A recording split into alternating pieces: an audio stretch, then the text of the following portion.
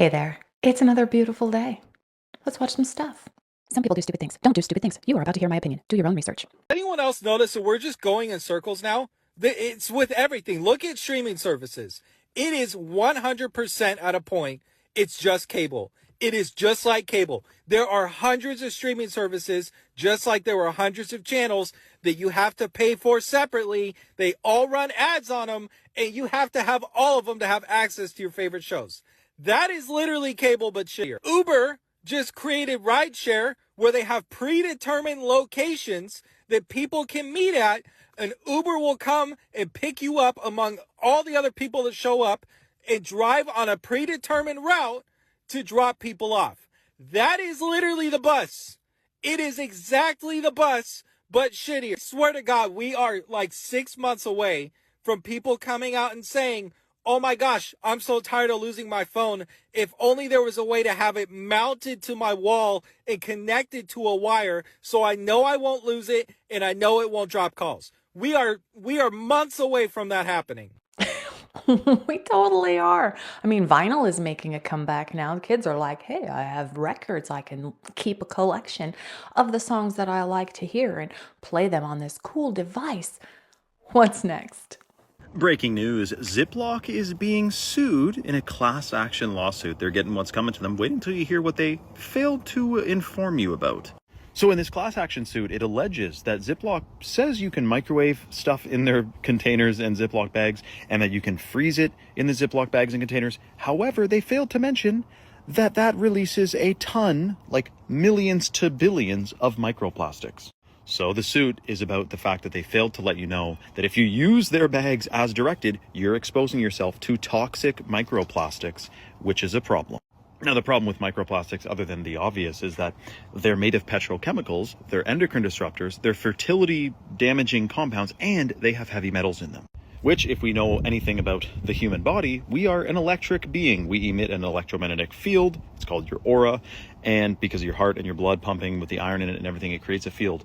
All these toxins, these chemicals, these contaminants alter your vibrational frequency. Nikola Tesla knew this. This is going to sound woo, but it's completely true. Ziploc has been around for a very long time, and they've been saying, yeah, go ahead, use it, put it in the microwave, it's fine. But if you put anything plastic in the microwave, it's going to release plastics into your food, and you're going to eat it. And that's why we have a plastic spoon's worth of plastics, microplastics, inside of our brains. And if this class action lawsuit does go through and anybody wants to join it, I'm sure you'll get like $15. Just like the recent one with Siri, where they had come to an agreement with Apple to pay out, and everybody gets about 20. So yeah, for invasion of privacy and putting plastics in your brain, that's proper compensation. You may have heard of the amazing abilities of axolotls to regenerate their lost limbs, but did you know that they also have the incredible ability to halt aging? In fact, axolotls never even outgrow their larval stage. They look like overgrown salamander babies even as adults.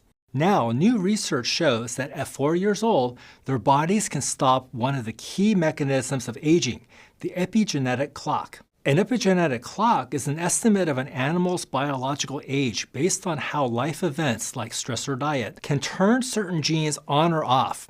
Animals, including people who experience a lot of stress, have a biological age that's much older than their actual chronological age. Amazingly, axolotls turn off their epigenetic clocks after their first 4 years of life, and they can live up to 21 years. That's pretty good for a little amphibian. If researchers can understand what's behind this incredible biological mechanism, they could find creative ways to improve human health.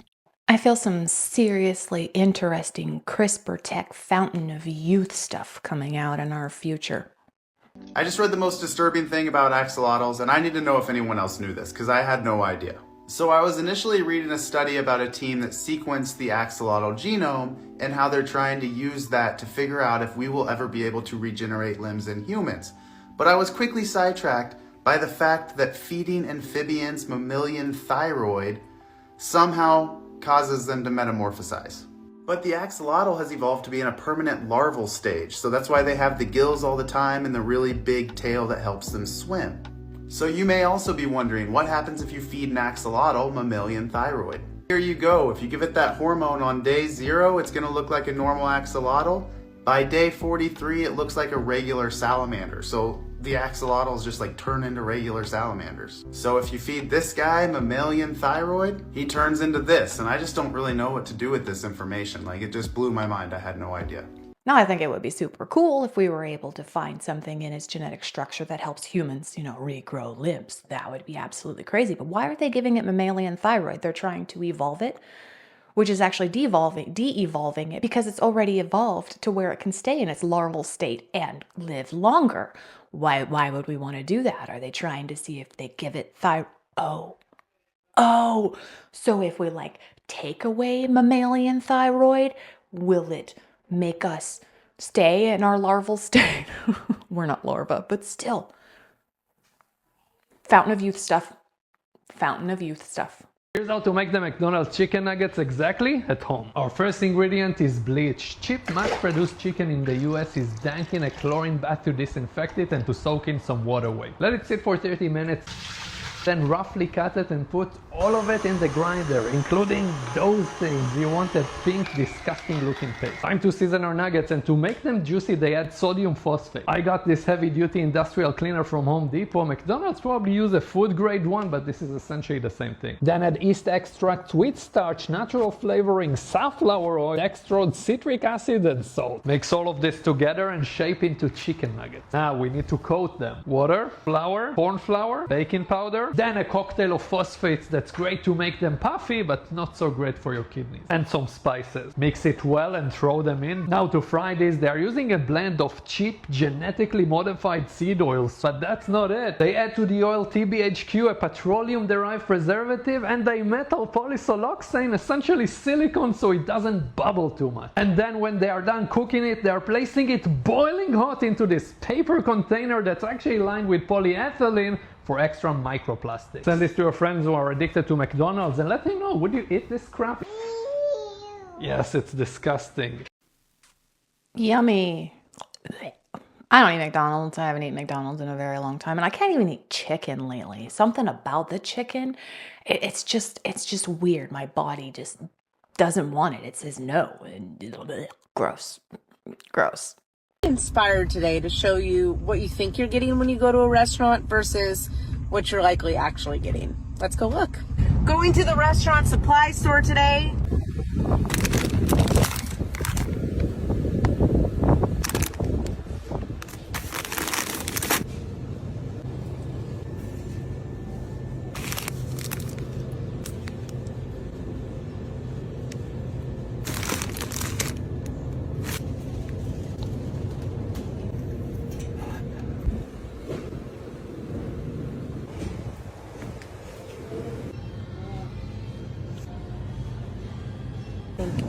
You're eating at a restaurant, so they must be making scratch cakes. Let's see.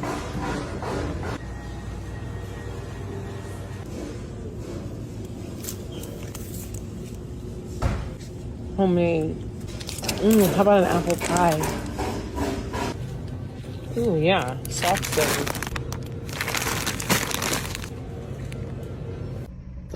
Unfortunately, around the globe, specifically mostly in the United States, a lot of quality in our food at restaurants has been forsaken in the name of profits and convenience, because it's a lot easier to just whip up a big, huge vat of gravy with this powder mix versus having all of the ingredients sitting around to make this stuff. And yeah, unfortunately, we're giving up a lot of quality for convenience in a lot of situations.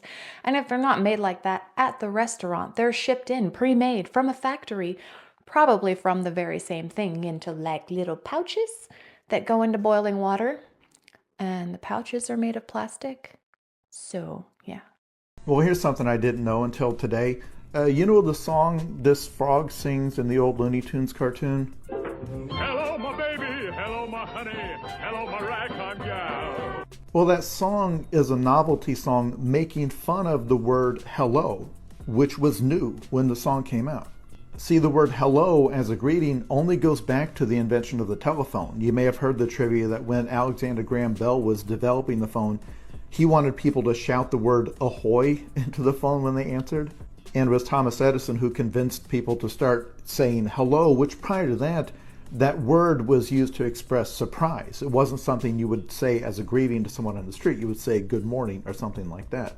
So that song from 1899 was a novelty song making fun of this crazy new slang that everybody was doing on this wacky new invention.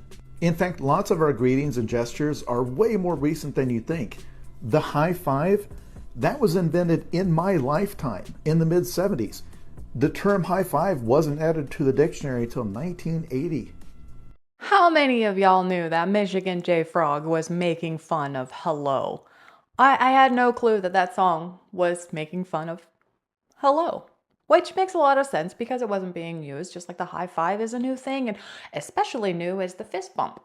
I think that came around in my lifetime. And then during COVID, we all started doing the elbow thing, and some people still do that, but I prefer a good old-fashioned handshake. Who's paying them to keep the homeless out on the streets? So this is where you get into the conspiracy theories, but whenever it turns out true, it's not a theory anymore. It's a homeless industrial complex. There are thousands and thousands of people making millions and millions of dollars off the homeless. And if we fix the homeless and cause them to all go away, all of those people lose their money. All of those businesses lose their funding. All of those nonprofits lose their funding. Between lobbyists and special interests and Sacramento legislators with the kickbacks and the free trips and the business trips and everything else, that's keeping this going. They can't solve the homeless problem, or they won't be able to launder all of our taxpayer money back into these businesses and these organizations that are supposed to be helping it. Yeah, so who owns those businesses? The people that are not going to be in favor of me being governor. Yeah, well, that's where I'd start when I was on day one. Yeah, the homeless crisis is a multi-billion-dollar industry, and billions of taxpayer dollars have been spent to resolve this issue, this crisis, and it's only increased. So it's like nothing has been done, and you wonder why. There are too many people with their hands in these pockets, and if the homeless crisis is solved, they lose all their money. We need to reopen mental health institutions. That's where that money should be invested, because these people, a lot of them are suffering from mental health crises and they need the help. And I think that would be the best way to go, which is how it used to be. And it costs a lot less, and people were getting help. Apple just announced that in their next upgrade coming this fall that they're going to actually put ChatGPT on every iPhone to collect and analyze all the data of yours that's flowing through an iPhone if you're using it. We did a side-by-side test between our phone and Google and Apple's. The Google and Apple phones seem to wake up between 2 and 3 at night, and they have this huge, like a 50 megabyte data dump that's sent out from the phone every night, sending off your preferences, everything you've done that day. Average kid in America, by the time they reach the age of 13, has had 72 million data points collected on them by big tech. Wow. Using that advertising ID. Wow. Each Google or Apple phone has like a 32-digit advertising ID. It's a code. Someone could call it the mark of the beast that follows that device around everywhere. And that's how the tech companies track where that device goes to figure out proximity for advertising, sales, and who you're interacting with in your schedule. So again, we did Unplugged as a way for people to still communicate in the world, but not be giving off all their digital data to big tech, to people that really don't like them. Some people are sheep and they want to live like sheep and be treated like sheep. And not everyone is a sheep. They all do it. They all do it. Why do you think when there is such a huge investigation, like some crime is committed, the first thing the police want is the cell phones? Because they can see where you were at what time and see what you're doing. So it doesn't matter which product you have. They're all doing it. Watch this. Tell me your thoughts on this. New scam that's going around you need to be aware of. It's a good one.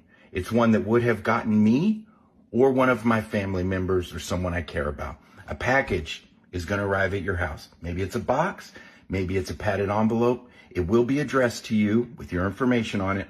It may or may not have a return send address on it. Cool, someone sent me something. What is this? Open it up. Inside of it, there's going to be a QR code. Scan to find out where your gift is. Scan for more information. The instant you scan it, you have just handed over access to everything inside of your phone. We're talking your passwords. We're talking about all your text messages, all your emails, all your personal communications, all of your credit cards, all your photographs, all your videos, access to the cloud, access to everything local on your phone. You may not even know that you gave them access. Time goes on, oh, they didn't get me. Whew. Okay, I scanned it, but everything's fine. They could just be sitting on the access, right? Or they could be looking through it, monitoring you, and you have no idea. The scam artists are very smart. This is not going to end. They're going to continue to evolve and find ways to exploit us. Don't put your head in the sand. Don't think, oh, it can never happen to me, because absolutely it can. Every day, thousands of people are getting hit. This is the first time that I'm hearing of this, and that is, it's genius. It's evil, but it's also genius. How many things do you get in the mail that are just stupid little leaflets or whatever, and they've got a QR code, and it's all scanned for more information, but like a package, it's like, oh, scan. Older people are going to be most subject to this because they don't know. A lot of people don't know. So talk to your parents, talk to your grandparents if they're still alive, and let them know, hey, if you get one of these things, I don't care what it is, if you didn't ask for it, don't scan it. And all your friends, neighbors, relatives, everybody needs to know. Don't scan things. You guys remember when this country was riddled with organized crime? There were all these mobsters, and they'd come knocking on your family's door, and they're saying, hey, for $100 a month, we're going to take care of you and your family. Then all of a sudden it was $200 a month, then $400 a month, then $600 a month. Then all of a sudden that only took care of you. And if you wanted coverage for your family, then that was $1,200 a month. And you were like, okay, but like if anything happens to me or my family, you're going to take care of it, right? And they're like, nah. Then there's going to be a maximum out of pocket, $9,000. Then we'll step in. But it resets every calendar year. Except it wasn't mobsters. It was current day health insurance in America. Not only that, but once you reach that deductible for the year, you're still responsible for 20, 30% of any issues that occur. Yeah. They're just organized mobsters requiring us to purchase this care. It's required by law in the United States. And if you don't pay this monthly expense for their protection, you're going to get fined at the end of the year. So I just went down a rabbit hole totally by accident. And it has to do with copper pipes that were used in our homes in the 30s to the 80s in water pipes, right? And then they stopped doing that and they started using PVC pipes made of plastic. And I'm thinking maybe it has something to do with the fact that it's cheaper, right? But then I start reading how beneficial copper pipes are. Not only that they're antibacterial, but the fact that when copper is introduced to water, it has also a lot of other benefits to the body. But then I also started to research when they started to put fluoride in water, which was in 1940. But the mass production of fluoride in water was in the 80s and 90s, exactly at the same time as they took off these copper pipes for our water lines in our homes. And why is that? So I started to look at the interaction between copper and fluoride. And apparently copper interacts with fluoride and doesn't allow as much absorption into your body. And then I started to look into why fluoride is banned in Europe. And let me just show you that even though they say that it benefits teeth health, there's also a lot of side effects to it. Let me just show you what Google AI kind of put up. It says, here's a summary of potential side effects of fluoride on the brain. Lower IQ in children, neurodevelopmental effects, developing brain vulnerabilities, ADHD symptoms, anxiety and depression, behavioral alterations, potential mechanisms of neurotoxicity as well. It says mitochondrial dysfunction, oxidative stress, neuroinflammation, enzyme inhibition. Now, some things to consider is the dose-response relationship, how much fluoride you actually intake, right? And then individual vulnerability, and then, of course, further research needed. And I have to say all this, too, so it doesn't get taken down. But this is when the fluoride in water really increased. And this is when copper pipes, started to be eliminated with PVC pipes. And isn't it kind of funny that in the 90s is when we started seeing all of these ADHD and behavioral changes in people? I don't know if there's a correlation. I'm just talking here. And I'm just saying like certain things that I found. But I don't know. What do you guys think? I'm also like allergic to absolutely everything. And I've been on antihistamines for like 2 days straight. But I honestly think that there's a correlation here. I don't know. What do you guys think? Because there's a little bit too many similarities. I never heard that, and I love it. It makes a lot of sense. Now, I'm not a doctor, and I'm not a scientist, so I don't know if copper actually does inhibit the body's absorption of fluoride, but that is an interesting coincidence if that's what's happening. And now they've got the PVC and PEX pipes, right? The flexible rubber plastic pipes that they're putting in now in all the new homes. That's what's going in. They got rid of the copper piping because it was having an issue with the fluoride. But now, at least we're finally getting rid of the fluoride. Well, Utah did it. Hopefully the rest of the states will follow suit and get rid of the fluoride in the water because it's not actually helping anybody. But yeah, the health benefits of copper have been, well known, that they actually do something to your body. They help you. And they got rid of them. Just like they got rid of lead paint, so that they can see through your walls. All right, here's the conclusion of our Gladio series. And many years later, this judge, Felice Casson, researches this Peteano terrorist attack, and he finds out it was not the Red Brigades. It was from the extreme opposite, from the extreme right, Ordine Nuovo. And he finds out, okay, Vincenzo Vinciguerra is the terrorist who carried out the attack. He brings it in front of court, court of justice, and Vincenzo Vinciguerra says, yes, I carried out this terrorist attack. But there is a parallel structure in Europe, coordinated by NATO. It is top secret, and they protect us to carry out these terrorist attacks. And everybody goes, the man is going to be completely nuts, okay? That's a conspiracy theory. Of course not. I mean, how can NATO be involved in terrorism in Europe? You're going to be kidding me, right? So they send him to prison. 4 years later, that's in the 80s. 4 years later, the Italian Prime Minister, Giulio Andreotti, has to come forward and confirm that NATO indeed has a network of secret armies, which are called Gladio, the Gladio network. The terrorists said the truth, actually. Yes. But Andreotti, in order to save his kin, says it had nothing to do with terrorism. Okay, he said, okay, there's a secret army. It's true. Okay, we admit, yes, it was set up by CIA and MSF. It's true, but no, it had nothing to do with ours. And then the Italian Senate makes an investigation, and they conclude that many Italian terrorist attacks had occurred, and they say those massacres, in Italy they call them stragi, those massacres had been carried out by people who were linked to the Italian Secret Service and people who were linked to the secret services of the USA. So we're talking about US terrorism in Europe. We're talking about terrorism carried out by European secret services. And that was my PhD. Okay, I researched this. And it's very complicated because people go like, oh, if the world is like that, then I don't want to live here. I don't want to have my kids here. Because that means, in some cases, you have terrorist attacks which are manipulated.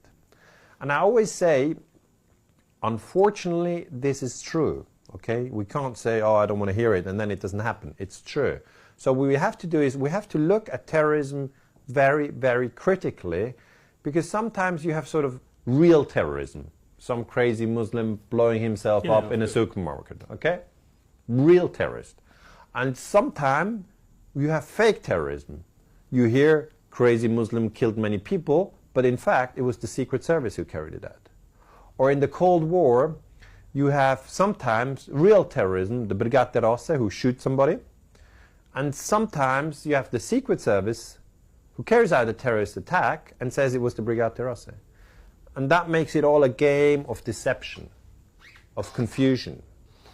And that's why I tell people, never give up your freedom for a terrorist attack which you don't understand. I feel like the outing of Gladio is what brought about the question everything movement, where people started opening their eyes and they're like, well, was that really what they say it is? Or did they just say it was that to elicit a reaction from us? And it just happens constantly. You never know what is real and what is staged. So question everything, do research, always be on the defensive, always just wonder, is it possible?